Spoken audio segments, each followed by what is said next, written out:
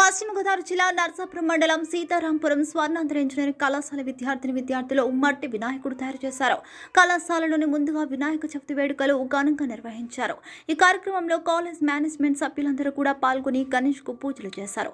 పర్యావరణ పరిరక్షణ కాపాడుకునేందుకు విగ్రహాలు తయారు చేయడం జరుగుతుందని కళాశాల డైరెక్టర్ పులపర్తి వెంకటేశ్వరరావు తెలిపారు. ఈ సందర్భంగా ఆయన మాట్లాడుతూ కేంద్ర ప్రభుత్వం వినాయక చవితి సందర్భంగా పట్టణాల్లోని గ్రామాల్లోని మట్టి వినాయక విగ్రహాలకే పూజ చేయడం వల్ల పర్యావరణ కాపాడుకోగలుగుతున్నామన్నారు.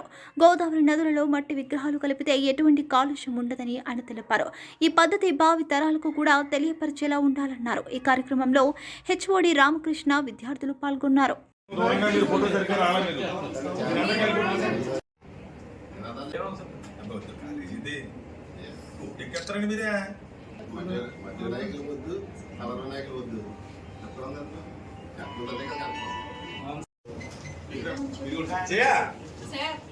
ఈ సంవత్సరం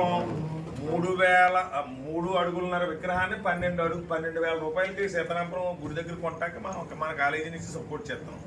అంటే ఆ విగ్రహాలు మానేసాం. ప్లాస్టర్ ప్యారిస్ ఏంటంటే జిల్లా కలెక్టర్ కూడా ఎక్కడైనా విగ్రహాలు అమ్ముతున్నప్పుడు కనుక మట్టి విగ్రహం తప్ప ఏం జరిగింది సరే ధ్వంసం చేయమని చెప్పేసి